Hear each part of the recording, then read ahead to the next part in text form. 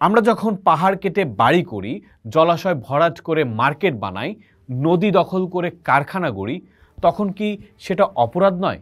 যখন বিল্ডার, রাজনীতিক আমলার যোগসাজশে building code লঙ্ঘন করা হয়, নিম্নমানের রড সিমেন্ট ব্যবহার করা হয় অবকাঠামো নির্মাণে, তখন কি সেটা অপরাধ নয়? যে দুর্নীতি আর লোভের কারণে ঢাকা বিশ্বের অন্যতম ঝুঁকিপূর্ণ শহরে পরিণত হয়েছে, সেই পাপের দায় কি ধর্মের দোহাই দিয়ে প্রকৃতির ওপর চাপিয়ে দেয়া যায়? সম্প্রতি এক অনুষ্ঠানে বিএনপি মহাসচিব মির্জা ফখরুল ইসলাম আলমগীর বলেছেন, এত মসজিদ, এত মাদ্রাসা, এত আলেম ওলামা থাকা সত্ত্বেও দেশে এত অন্যায় কেন, এত দুর্নীতি কেন, মানুষ এত চুরি করে কেন, সম্পদ বিদেশে পাচার করে কেন?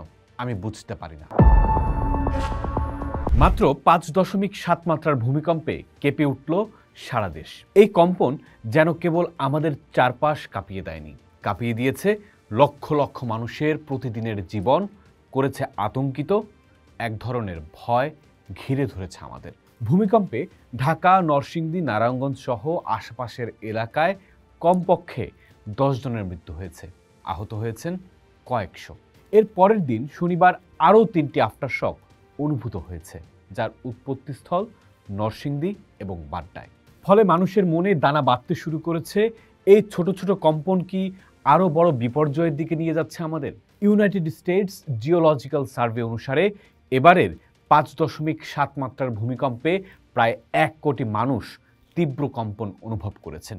বিজ্ঞানের ব্যাখ্যা হলো, যখন পৃথিবীর দুটি টেকটনিক ব্লক হঠাৎ একে অপরের পাশ দিয়ে পিছলে যায়, তখন ভূমিকম্প হয়। এই পিছলে যাওয়ার তলকে বলা হয় ফল্ট প্লেন বা চ্যুতিতল, অর্থাৎ ভূকম্পন খুব স্বাভাবিক একটি প্রক্রিয়া। ভূতত্ত্ববিদরা বলছেন, ঢাকার খুব কাছেই রয়েছে ডাউকি ফল্ট ও মধুপুর ফল্টের মতো সক্রিয় চ্যুতি। এই অঞ্চলে ছোট বড় কম্পন স্বাভাবিক। তবে যে বিষয়টি উদ্বেগ বাড়াচ্ছে তা হলো, ঢাকা শহরের অধিকাংশ ভবনই ভূমিকম্পর সহনশীল নয়। বিভিন্ন গবেষণা বলছে, ঢাকার প্রায় 95% ভবন বিল্ডিং কোড মেনে গড়ে ওঠেনি। সয়েল টেস্ট না করে নিম্নমানের মালপত্র ব্যবহার করে যে ভবনগুলো গড়ে উঠছে, সেগুলো 6.5 থেকে 7 মাত্রার ভূমিকম্পে ধসে পড়তে পারে। বিজ্ঞান যতই ব্যাখ্যা দিক, সামাজিক মাধ্যমে ছড়িয়ে পড়েছে অন্য বয়ান। পাপ বেড়েছে বলেই স্রষ্টা শাস্তি দিচ্ছেন, সমাজে ব্যভিচার, পাপ, দুর্নীতি, অন্যায় বেড়েছে, তাই ভূমিকম্প হচ্ছে, এমন পোস্টে ভরে গেছে ফেসবুক। কেউ কেউ আবার বলছেন, প্রকৃতিকে ধ্বংস করার প্রতিশোধ নিচ্ছে প্রকৃতি। এ যেন অনেকটা উদরপিণ্ডি বুধর ঘাড়ে। অপরাধ করছে মানুষ, দায় দিচ্ছে প্রকৃতির। নিজেদের অপরাধকে চিহ্নিত না করে, না শুধরে আড়াল নিচ্ছে ধর্মের। আমরা যখন পাহাড় কেটে বাড়ি করি, জলাশয় ভরাট করে মার্কেট বানাই, নদী দখল করে কারখানা গড়ি, তখন কি সেটা অপরাধ নয়? যখন বিল্ডার, রাজনীতিক আমলার যোগসাজশে বিল্ডিং কোড লঙ্ঘন করা হয়, নিম্নমানের রড সিমেন্ট ব্যবহার করা হয় অবকাঠামো নির্মাণে, তখন কি সেটা অপরাধ নয়? যে দুর্নীতি আর লোভের কারণে ঢাকা বিশ্বের অন্যতম ঝুঁকিপূর্ণ শহরে পরিণত হয়েছে, সেই পাপের দায় কি ধর্মের দোহাই দিয়ে প্রকৃতির ওপর চাপিয়ে দেয়া যায়? সম্প্রতি এক অনুষ্ঠানে বিএনপি মহাসচিব মির্জা ফখরুল ইসলাম আলমগীর বলেছেন, এত মসজিদ, এত মাদ্রাসা, এত আলেম ওলামা থাকা সত্ত্বেও দেশে এত অন্যায় কেন, এত দুর্নীতি কেন, মানুষ এত চুরি করে কেন, সম্পদ বিদেশে পাচার করে কেন? আমি বুঝতে পারি না। তিনি আরও বলেছেন, একটা মসজিদ বানানোর ব্যাপারে যে উৎসাহ দেখি, একটা ভালো মানুষ গড়ার ব্যাপারে সেই উৎসাহ কোথায়? প্রশ্নটি শুধু মির্জা ফখরুলের নয়, প্রশ্নটি গোটা সমাজের। আমরা যে সমাজে নামাজ, মসজিদ, মন্দির, ধর্মীয় হুকুম আহকাম নিয়ে এত সংবেদনশীলতা দেখি, এত আলাপ দেখি, সে দেশ কিভাবে ট্রান্সপারেন্সি ইন্টারন্যাশনালের দুর্নীতির সূচকে বছরের পর বছর নিচের দিকে থাকে? ব্যাংক লুট, শেয়ার বাজার লুট, বিদ্যুৎ খাতে লুট হয়।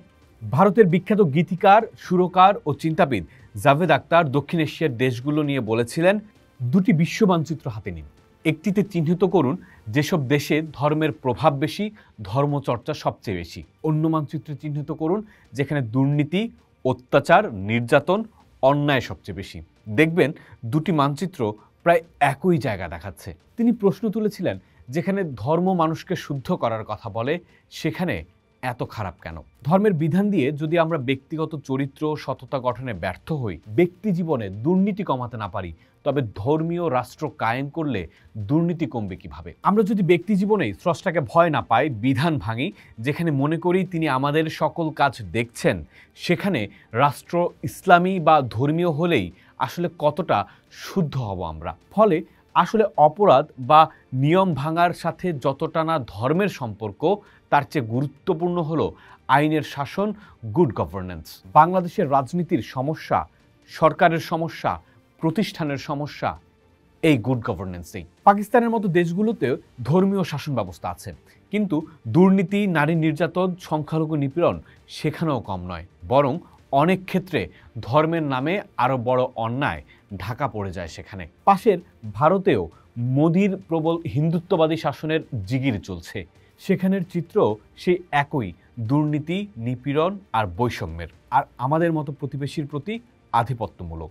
উল্টো দিকে সুইডেন, ডেনমার্ক বা নিউজিল্যান্ডের মতো দেশগুলোতে রাজনীতি ও সরকারে ধর্মের ব্যবহার না হলেও দুর্নীতি প্রায় শূন্যের কাছাকাছি। আমরা যখন ধর্মকে শুধু রাজনৈতিক হাতিয়ার বানাই, যখন মসজিদ মাদ্রাসা ভোটের কাজে লাগাই, যখন ধর্মের নামে ভোট চাই কিন্তু ধর্মের মর্মবাণী, সততা, মানবতা, উদারতা, দায়িত্ববোধের শিক্ষা মেনে চলি না, তখন ভূমিকম্পের কারণেও আয়নায় নিজের মুখ না দেখে নিজেদের অপরাধের দায় চাপিয়ে দেই প্রকৃতির উপর, যে প্রকৃতি আমাদের শাস্তি দিচ্ছে।